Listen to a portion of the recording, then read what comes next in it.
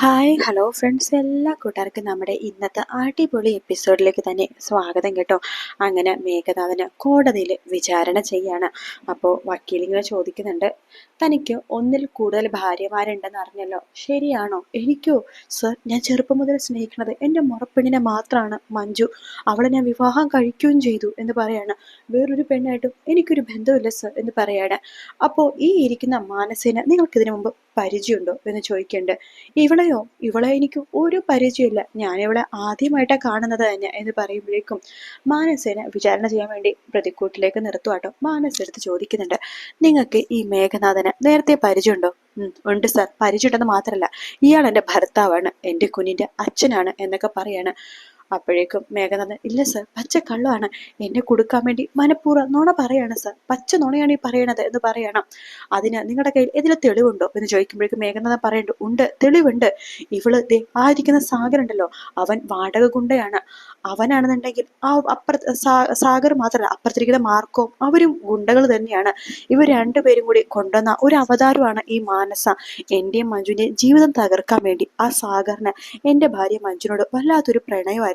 അവളെ കറക്കിയെടുക്കാൻ വേണ്ടി കൊണ്ടുവന്ന വെറും ഒരു അഭിനേത്രി മാത്രമാണ് ഈ മാനസ. എന്നിട്ട് ഞാനും മാനസും തമ്മിൽ ബന്ധമുണ്ടെന്നൊക്കെ പറഞ്ഞ് പല പല ഫോട്ടോസും പല പല ക്ലിപ്സൊക്കെ എഡിറ്റ് ചെയ്ത് ഉണ്ടാക്കിയെടുത്തു. എന്നിട്ട് അവരത് മഞ്ജുവിനെ കാണിച്ചു. മഞ്ജു അത് വിശ്വസിച്ചു, എന്നിൽ നിന്ന് അകന്നുപോയി. ഇപ്പോൾ സാഗറിനെ വിവാഹം കഴിച്ചിരിക്കുകയാണ് സർ. ഞാൻ എന്താ ചെയ്യേണ്ടത്? ഞാനൊരു തെറ്റും ചെയ്തിട്ടില്ല. ഈ പറയുന്ന മാനസയായിട്ട് എനിക്കൊരു ബന്ധവുമില്ല. ബന്ധമുള്ളത് ആ സാഗറിനും മാർക്കും ഒക്കെ തന്നെയാണ്. അവരെത്രയോ രൂപ കൊടുത്ത് വിലക്കെടുത്തിരിക്കുന്ന ഒരു നായിക മാത്രമാണത് എന്നൊക്കെ പറഞ്ഞുകൊണ്ടിരിക്കുക. അതിനുശേഷം കോടതിയിൽ പറയുന്നുണ്ട്, മാർക്കോ ഒരിക്കലുമല്ല, ഇതൊക്കെ സത്യമായിട്ടുള്ള കാര്യങ്ങളാണ്. കോടതിയിൽ തെളിവും കാര്യങ്ങളൊക്കെ കൊടുക്കുന്നുണ്ടെങ്കിലും മേഘനാഥൻ അത് ശക്തിയായിട്ട് പറയുന്നുണ്ട്, ഒരിക്കലും ഈ തെളിവുകളൊന്നും യാഥാർത്ഥ്യമല്ല, ഇതെല്ലാം എഡിറ്റ് ചെയ്തതാണ് സർ. കോടതി പറയുന്നുണ്ട്, എന്നാൽ DNA ടെസ്റ്റിന് കൊടുക്കാം എന്നൊക്കെ പറയാണ്. അതേസമയം നമ്മുടെ ഉണ്ണിയാണെന്നുണ്ടെങ്കിൽ കണ്ണനോടും മഹാലക്ഷ്മി എടുത്തും എല്ലാവരോടും കൂടി പറയാണ്, നോക്ക്, മേഘേട്ടൻ അങ്ങനത്തെ ഒരു പെണ്ണായിട്ട് ഒരു ബന്ധമില്ലെന്ന് ഞങ്ങൾക്ക് എല്ലാവർക്കും അറിയാം. DNA ടെസ്റ്റ് ചെയ്ത് കഴിഞ്ഞാൽ കള്ളത്തരെല്ലാം പൊളിയേ ഉള്ളൂ. ഈ മാർക്കോടെ സാഗറിന്റെ പുതിയൊരു കഥാപാത്രമാണ് മാനസ. അവര് മേഘേട്ടനെ കൊടുക്കാൻ വേണ്ടി കൊണ്ടുവന്നതാണ് മാനസേന എന്നിങ്ങനെ പറയാട്ടോ. ആ സമയത്ത് മഹാലക്ഷ്മി പറയുന്നുണ്ട്, അങ്ങനത്തെ ഒരു കാര്യം ചെയ്യേണ്ട കാര്യം സാഗറിനില്ല. എന്തായാലും മേഘേട്ടനെ ഞങ്ങൾക്ക് നന്നായിട്ട് അറിയാം. ഈ ഏടത്തി എന്ന് പറഞ്ഞ ഈ സ്ത്രീ മേഘേട്ടനെ കാണാൻ തുടങ്ങിയിട്ട് വളരെ കുറച്ചു നാളല്ലേ ആയുള്ളൂ. ഞങ്ങൾ ചെറുപ്പം മുതൽ മേഘേട്ടനെ കാണുന്നതാണ്. അന്ന് മുതലേ മഞ്ജു അതുപോലെ തന്നെ എൻ്റെ ചേച്ചി മേഘേട്ടന് തമ്മിൽ വല്ലാത്ത പ്രണയത്തിലാണ്. എൻ്റെ ചേച്ചിനെ ചതിക്കാൻ മേഘേട്ടന് ഒരിക്കലും സാധിക്കില്ല എന്ന് പറയുമ്പോഴേക്കും കണ്ണൻ പറയുന്നുണ്ട്, എടാ നോക്ക് മഞ്ജു, നിന്റെ മാത്രമല്ല എൻ്റെയും കൂടി പെങ്ങളാണ്. അതുകൊണ്ട് എനിക്ക് നന്നായിട്ട് അറിയാം അവളുടെ മനസ്സെന്താണെന്നും എല്ലാം നിന്നെക്കാളും നന്നായിട്ട് എനിക്കറിയാം. അവള് മേഘനാഥനെ ആത്മാർത്ഥമായിട്ടാണ് സ്നേഹിച്ചത്. പക്ഷെ ആ അലവലാതിയോ ഒരു പെണ്ണിനല്ല, എത്രയോ പെണ്ണുങ്ങളുടെ ജീവിതമാണ് ആ അലവലാതി തകർത്തത്. ഞാൻ ആദ്യം വിചാരിച്ചത് മാനസയായിട്ട് മാത്രമാണ് അവന് ബന്ധമുണ്ടെന്ന. പിന്നീടാണ് മനസ്സിലായത് മാനസ മാത്രമല്ല, അവന്റെ ജീവിതത്തിൽ ഒരുപാട് പെണ്ണുങ്ങൾ ഉണ്ടായിട്ടുണ്ട്. പക്ഷെ മാനസക്ക് മാത്രമേ ഒരു കുഞ്ഞുണ്ടായിട്ടുള്ളൂ. ആ കുഞ്ഞിനെ പോലും ചെലവ് കൊടുക്കാത്ത വൃത്തികെട്ടവനാണ് ഈ മേഘനാഥൻ എന്നൊക്കെ പറയാണ്. ഉണ്ണി പറയണ്ട്, ഒരിക്കലുമില്ല, ഞാൻ മേഘനെ കുറിച്ച് ഇങ്ങനൊന്നും ഞാൻ ചിന്തിക്കാനേ പോലും പാടില്ല. കാരണം മേഘേട്ടൻ അത്ര നല്ല മനുഷ്യനാണ്. മേഘേട്ടനെ ഒരു കൊള്ളരുതാവനാക്കാനായിട്ട് നിങ്ങളും ആ സാഗറും ഈ മഹാലക്ഷ്മി പറഞ്ഞ ഈ സ്ത്രീയും മാർക്കും കൂടിയിട്ട് ചുമ്മാ ഓരോരോ കുറ്റങ്ങൾ മേഘേട്ടന്റെ തലയിൽ കെട്ടിവെക്കാണ്. അതുകൊണ്ട് മേഘേട്ടന് എത്ര രൂപ കൊടുത്ത് മുടക്കിയാലും കുഴപ്പമില്ല, മേഘേട്ടനെ എങ്ങനെയെങ്കിലും ജാമ്യത്തിൽ എടുത്തേ പറ്റൂ എന്നൊക്കെ ഉണ്ണി അമ്മയെടുത്ത് പറയണ്ട്. അമ്മയും പറയണ്ട്, അതെ, മേഘനെ എങ്ങനെയെങ്കിലും ജാമ്യത്തിൽ എടുക്കണം. അതിനുശേഷം മഞ്ജുവിനെ മേഘനെ വീണ്ടും ഒന്നാക്കണം എന്ന് പറയാണ്. കരുണ പറയണ്ട്, അതെ, അത് തന്നെയാ വേണ്ടത്. അല്ലാന്നുണ്ടെങ്കിൽ ആ സാഗറിനെ പോലെ അലവലാദികളൊക്കെ ഈ വീട്ടിൽ കടന്നു വരും. പിന്നെ മാർക്കോടെ കാര്യം പറയണ്ടല്ലോ, സാഗറിന്റെ കൂടെ ഒന്നെടുത്താൽ ഒന്ന് ഫ്രീ എന്ന രീതിയിലാണ് മാർക്കോ. സാഗറിൻ ഇപ്പൊ മഞ്ജുവിനെ ഉപേക്ഷിച്ച മാർക്കോ മഞ്ജുവിനെ ഏറ്റെടുക്കും. അമ്മയുടെ മോൾക്ക് വേറെ പണിയൊന്നുമില്ലേ എന്ന് പറയുമ്പോഴേക്കും എന്റെ മോളെ കുറ്റം പറയാൻ നിൽക്കണ്ട, എല്ലാത്തിനും കാരണം ഈ മഹാലക്ഷ്മിയാ. നമ്മുടെ കുടുംബം എത്ര നല്ല കുടുംബമായിരുന്നു. ആ കുടുംബം കലങ്ങിയതിനെ കാരണം ഇവളെപ്പോ വലതുകാലം വെച്ച് ഈ വീട്ടിൽ കയറിയോ അന്ന് ഈ കുടുംബം കലങ്ങി എന്ന് പറയുമ്പോ മഹാലക്ഷ്മി പറയണ്ട്, അത് ഈ കുടുംബത്തിൽ ചെളിയുള്ളത് കൊണ്ടാണ് ഞാൻ വന്നപ്പോ കലങ്ങിയത് എന്ന് പറയാണ്. പിന്നീട് ആരും ഒന്നും മിണ്ടുന്നില്ല കേട്ടോ. അതേസമയം സാഗർ ആണെങ്കിൽ നമ്മുടെ കോടതി പറയണ്ട്, മാർക്കോ ഇനി അവനെങ്ങാനും ജാമ്യം കിട്ടോ? ഒരിക്കലും കിട്ടാൻ പോകുന്നില്ല. കാരണം DNA ടെസ്റ്റ് ചെയ്ത് കഴിഞ്ഞാൽ അവൻ തന്നെയല്ലേ കുഞ്ഞിന്റെ അച്ഛൻ, അത് 100% ഉറപ്പാണല്ലോ. അതുകൊണ്ട് തന്നെ അവൻ എന്തായാലും കുടുങ്ങുന്നുള്ള കാര്യത്തിൽ ഒരു സംശയമില്ല. പക്ഷെ എനിക്കെന്തോ വല്ലാത്തൊരു ടെൻഷൻ പോലെ തോന്നുവാണ്. മേഘനാഥനെ സഹായിക്കാൻ പുറത്ത് കുറെ പേരുണ്ട്, അറിയാലോ. അവന് വേണ്ടി വാദിക്കാനായിട്ട് ഉണ്ണിയും അവന്റെ അമ്മയും അനിയത്തിയും അവന്റെ അമ്മായും കരുണയും എല്ലാവരും ഉണ്ട്. എല്ലാരും കൂടിയിട്ട് ഇനി മഞ്ജുവിനെ കുറ്റക്കാരിയാക്കിയിട്ട് ഇനി മേഘൻ എങ്ങനെ രക്ഷിക്കോ? അതിനുള്ള ചാൻസ് ഉണ്ട്. ഇവളെ കുറ്റക്കാരിയാക്കിയാലും കുഴപ്പമില്ല, മേഘൻ എങ്ങനെയെങ്കിലും രക്ഷപ്പെടുത്തണമെന്നേ അവിടെ ഉള്ളവർക്കുള്ളൂ. ഉണ്ണി മഞ്ജു, ഞാനൊരു കാര്യം ചോദിച്ചോട്ടെ? എന്താ എന്താ ഏട്ടാ എന്ന് മാർക്കോട് ചോദിക്കുകയാണ് മഞ്ജു.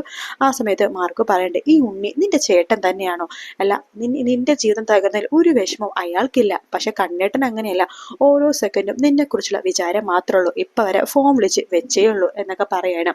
അങ്ങനെ മേഘനാഥനെ വീണ്ടും കൊണ്ടുവരികയാണ് കോടതിയിലേക്ക് DNA ടെസ്റ്റ് നടത്താനായിട്ട് കേട്ടോ. അങ്ങനെ DNA ടെസ്റ്റും കാര്യങ്ങളൊക്കെ നടത്തുന്നുണ്ട്. ഉണ്ണി പറയണ്ട്, അഥവാ മേഘേട്ടന്റെ കുഞ്ഞാണ് മാനസയുടെ കയ്യിലുണ്ടെന്ന് തന്നെ ഇരിക്കട്ടെ, എങ്കിലും നമ്മൾ മേഘേട്ടന്റെ കൂടെ തന്നെ നിൽക്കണം. മേഘേട്ടനെ ഒരിക്കലും ഒറ്റാൻ പാടില്ല എന്ന് പറയാണ്. അത് തന്നെയാണ് എനിക്കും പറയാനുള്ളത്. ഒരിക്കലും മേഘേട്ടനെ ഒറ്റാൻ പാടില്ല. മേഘേട്ടന്റെ കുഞ്ഞാണ് അതെങ്കിൽ പോലും നമ്മൾ ശക്തിയായിട്ട് വാദിക്കണം. അത് മേഘേട്ടന്റെ കുഞ്ഞല്ല. DNA ടെസ്റ്റ് എന്തോ തിരിമാറി നടന്നിട്ടുണ്ടെന്ന് പറയണം. മഞ്ജുവിനെ കുറ്റക്കാരി ആക്കിയാലും കുഴപ്പമില്ല, അവള് കുറച്ച് വിഷമിച്ചാലും മേഘേട്ടനും അവളെ ഒന്നാവാൻ വേണ്ടിട്ടല്ലേ. ആ സാഗറും അവളും തമ്മിലുള്ള ബന്ധം എന്തായാലും രണ്ടും രണ്ടാക്കണം.